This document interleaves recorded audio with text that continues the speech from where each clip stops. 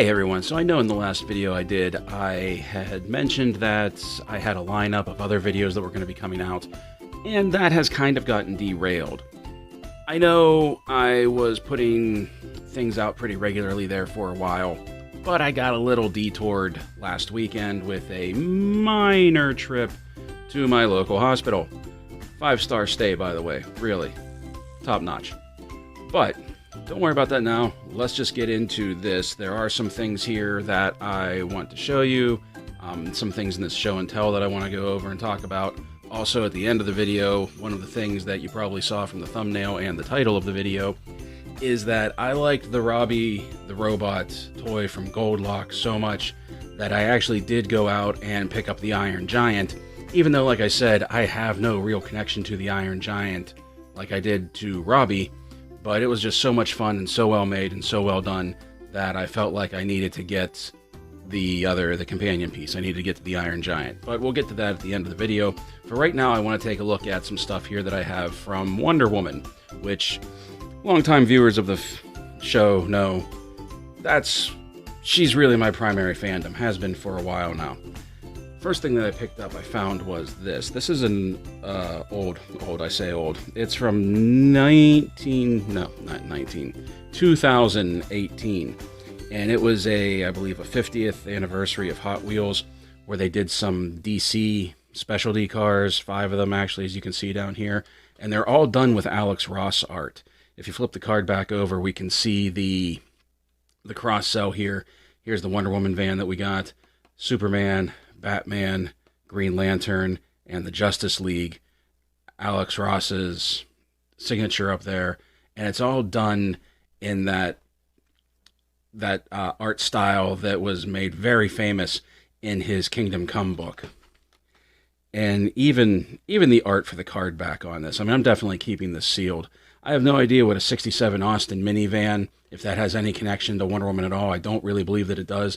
But I love the paint deco, the colors that they used. Very bold, very bright, this metallic gold in there. I really love that. Her eyes coming through on the window. And of course on the top, if you can see that, an Alex Ross print, which I don't know if that's from Kingdom Come. I can't remember. I don't think it is. I think that's just a print that he made. I love his art style. I really, really do. And this is just a very good piece. Obviously, I'm going to keep this boxed up. I love the colors. I love the paint app. I love his prints. Even the card back, like I said. So that's definitely going to stay carded. That'll just go on the shelf with the rest of some of my Wonder Woman memorabilia and collectibles. And set that aside. And speaking of collectibles and memorabilia, a Christmas present that I got after I did my Christmas haul video that I kept forgetting to show off is this. This is a replica of the Godslayer sword from Wonder Woman the movie.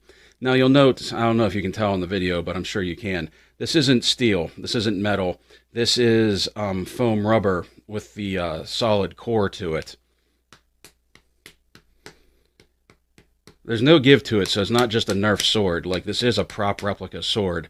And this was a Christmas present from friends of mine who know how much I loved that movie, how much I enjoy my Wonder Woman fandom. And this is really a cool piece. As a matter of fact, I'm going to put a link to a video in the description below to a video from Conan, of all people, the late night talk show. I'm sure you've seen him, Conan on TBS, where he was not on set, but he was with Gal Gadot and the movie fight choreographer during the filming of Wonder Woman. And I believe it was actually these. If you take a look at the video and you watch the sword that she's using and the swords that they're using for practice, I believe this is actually a replica of the practice sword that they used in that video and for her training for the movie, which if they did, that's really cool. You can take a look at that. I was really happy that they put the Godslayer. The Godslayer is in the comics, but I was really happy that they put the Godslayer in the movie. I was a little disappointed when they destroyed it. Spoilers. When they destroyed it at the end.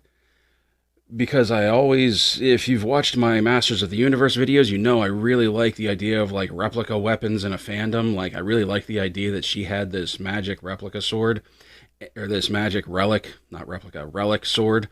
And I mean, the destruction of it was tempered a little bit by the fact that it just turned out that Diana was just the God Slayer in general. So that was cool.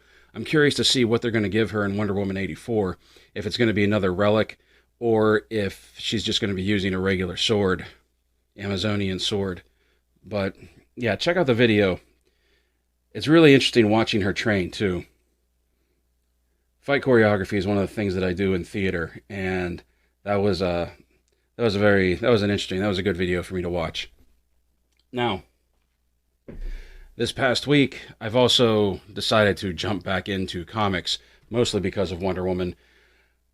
I was more of a DC collector than I was a Marvel collector, and I only collected Marvel off and on. DC lost me when they brought out the New 52, and when they ended the New 52 and they came out with Rebirth and they were going back to the original timeline, I was like, that's cool, but it still might not be that great. And some friends of mine who collect comics said, no, you really need to get back into it. But before we get to Wonder Woman, I want to take a look at this. This was something else that I picked up. Let me raise the camera a bit.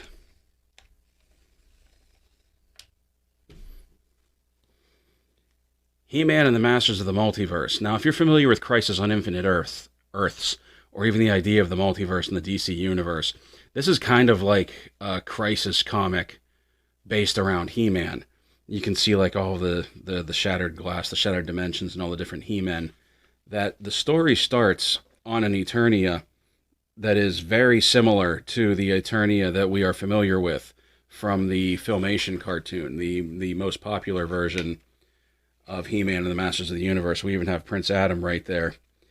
But we quickly find out that that is not the Filmation universe. And the primary villain does appear to be the anti-Eternia He-Man, which is very cool. Check this out here. That it even brings in... Where is he? Hold on a second.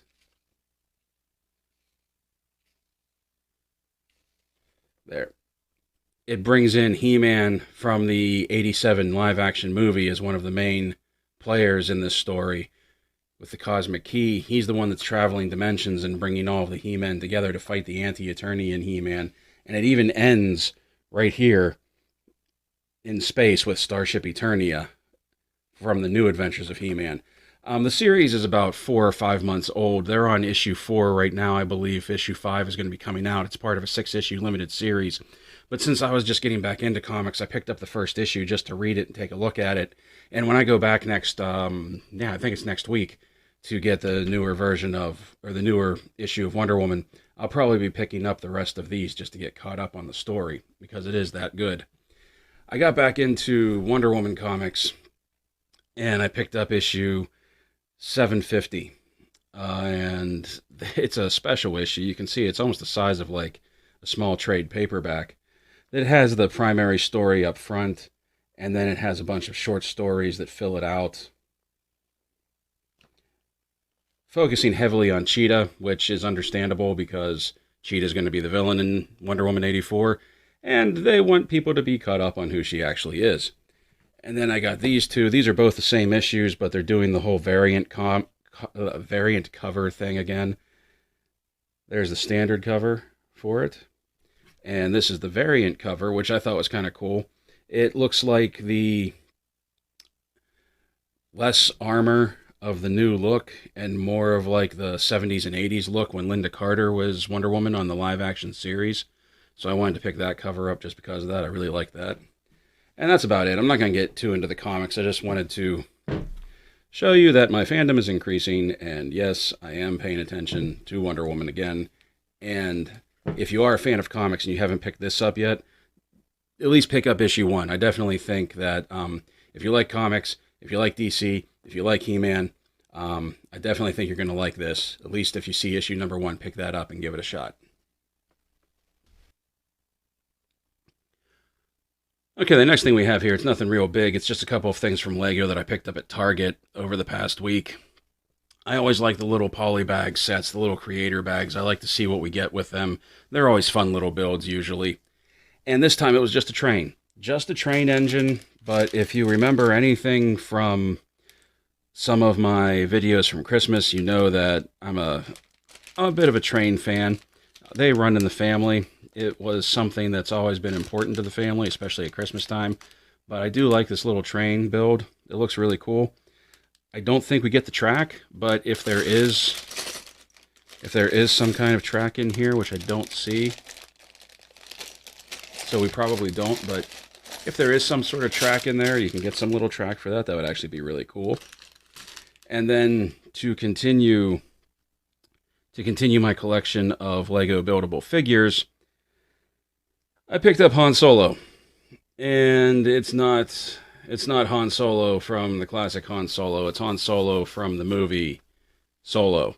And I was not a huge fan of that movie, but I do want to complete the buildable figure collection, and Target had him on clearance. You can see at first he was brought down to $17.48, and he didn't sell. And this time, let me raise the camera again. This time he was brought to $12.48. So that was about half price. I figured it wasn't going to get any lower than that the next move would be to just dispose of it or get it out of the store. So I decided to pick it up just because I do want to have them all and complete the collection. And, I mean, there's not much. Let me focus in. There's not much to this guy. He has the rifle. He has the pistol that you can holster on his hip there. You can see that it comes off. That's kind of cool.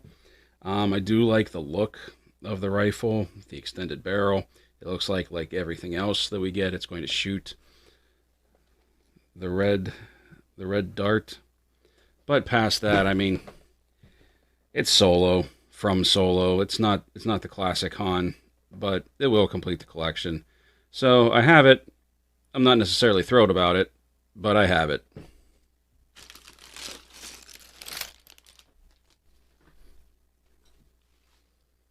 And that brings us to the final piece we have to look at, and that is the big man himself, the Iron Giant. Much like Robby, the detail work on him, for being plastic, for being a giant toy, the detail work on him is fantastic. Let's take a look at this. Like, even the rivets along his chest here. The jaw, I wish the jaw did open. I wish that was hinged, but that doesn't happen.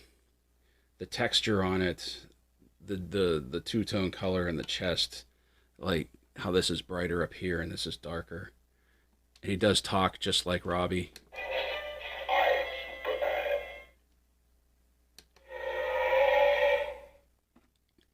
Now that's all we get out of him in his demo mode. I don't know if there's more that will be said. He basically just does a roar and the famous I Am Superman. We take a look at the box. On the front we have the Iron Giant logo. Motorized walking motion, light up eyes and sound, movable arms. So the arms looks like it's going to be posable. Oh, and his chest does open up, just like it did in the movie, but in its demo mode, it doesn't really seem to do anything. When we take a look at the back of the box, you can see that it implies that when the chest opens up and it's in its normal mode, the chest will light up, the eyes will turn red. Cosmic lights and sound. Yeah, see, chest open and eye red lights up.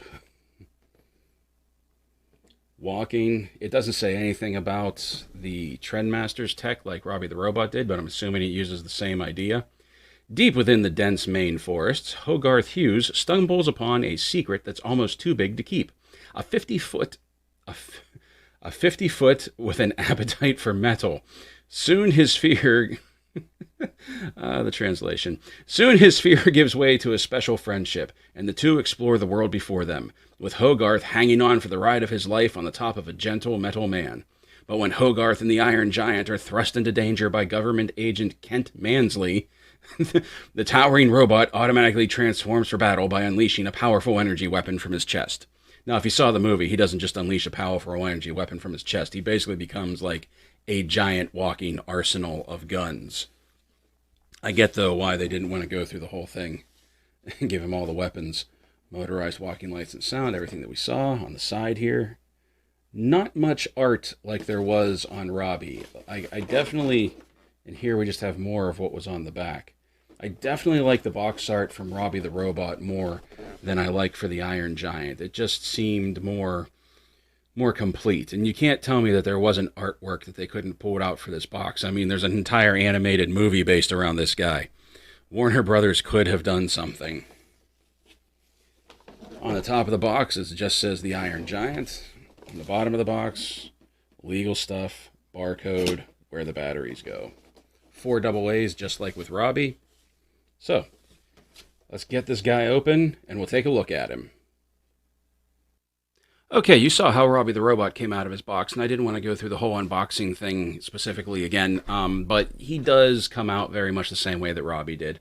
You got to cut some strands that are around his waist, and then the clamshell lifts up out of the cardboard frame, and then he just pops out of there. And he can be restored in the packaging if you would want to do that. Now, I haven't turned him on yet. I haven't tried to pose him or play with him yet, so we're going to be doing this live, and we're all going to be getting a look at him at the same time. So the first thing we're going to do is see how tall our giant actually is. And I'm suspecting he's going to be about the same height. Oh no, let's raise that up. He's about 14 inches. He looks like he's about ½ inch taller than Robby. Robby was 13.5 to the top of his dome. The Iron Giant looks to be about 14 to the top of his center fin, his mohawk. I know in the video I accidentally stated that he was 14.5 inches tall for Robby the Robot, but if you look at the tape measure, it's 13.5. I had a little bit of a slip of the tongue there. Slip of the lip. So, let's bring him a little closer, and we'll take a look at what his articulation is. His arms move, ratcheting there. Bicep swivel. His arms only go front to back that far, being stopped by his shoulder piece. He has bicep swivel. No ratchet in the elbows, but the elbows do move. No articulation in the fingers, but he does have wrist twist. The head does not move. That's a little disappointing. So there's not much as far as articulation goes, much like with Robby. And the arms don't spread out. They only go forward and backwards. Much like with Robby, the only articulation is in the hands. But let's see what happens when we switch him around. We flip him from display mode to active mode. Let's set this up.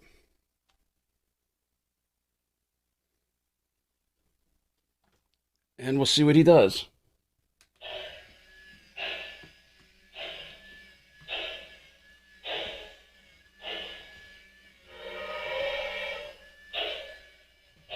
That's cool. He makes the stomping sound when he's walking.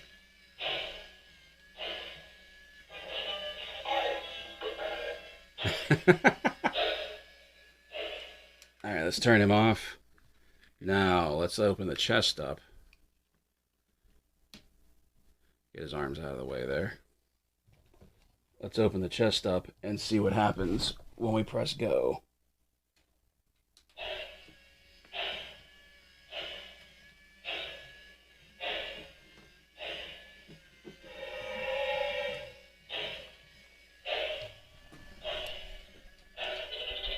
There we go.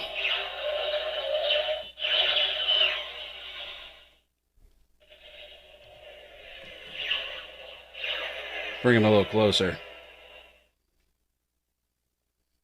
What happened was you hit the button down here that makes him start moving, and then you press this in his chest, and that puts him into battle mode.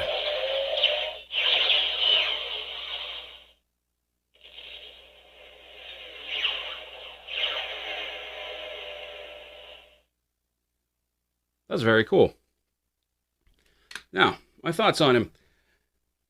Like I said when I did Robby, I didn't really have any affinity to the Iron Giant, which is why I bought Robby the Robot first before I bought the Giant. I was even thinking I wasn't going to get the Giant.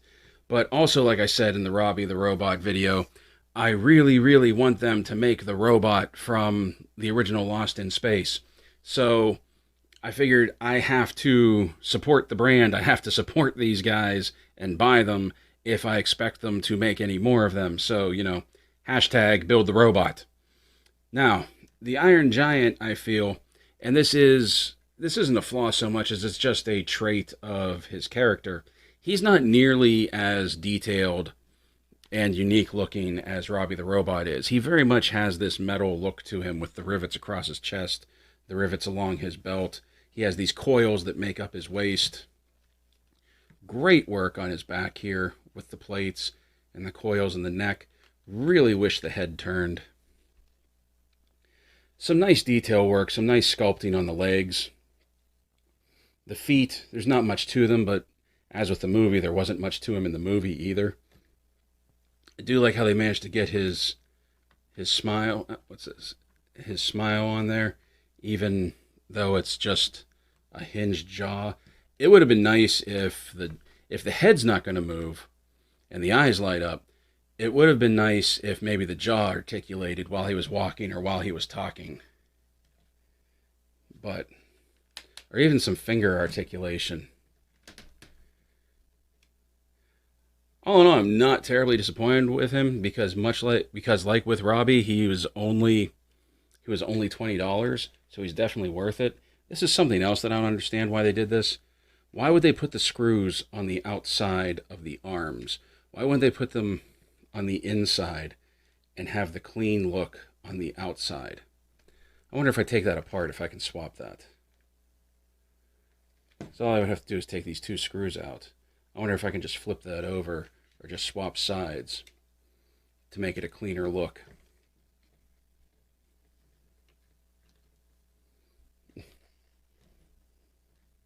So, there's our Iron Giant.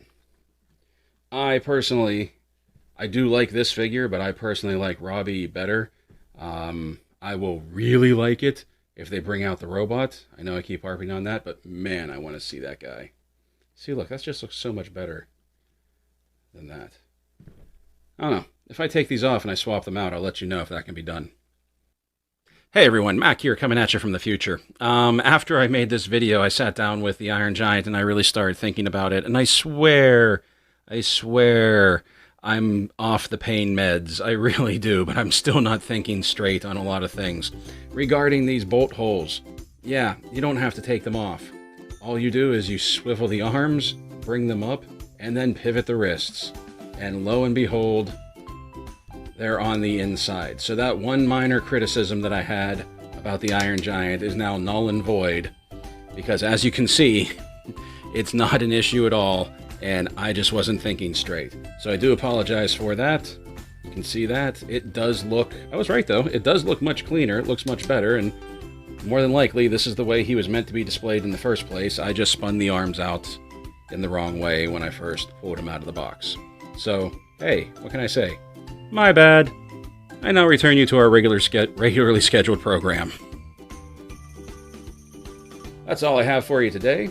Going forward, now that I'm doing better, I should be keeping up with the schedule that I laid out in the last video. So, we'll be looking forward to a few more Godzilla figures. We'll be looking forward to Battle Bones, some figure reviews of the new Masters of the Universe figures that were released, and I have a few more Mega Construx items, a few more Mega Construx sets that we're going to be looking at in the near future. One of them being Drogon the Dragon, the other one being something that I picked up at RetroCon this past year, the Mirror Universe Star Trek, the original series transporter room. I haven't even put that together yet. I really want to put that together and take a look at it and share that with you, because that looks like it's going to be a really cool set. Play well, everyone, and as always, thank you for watching.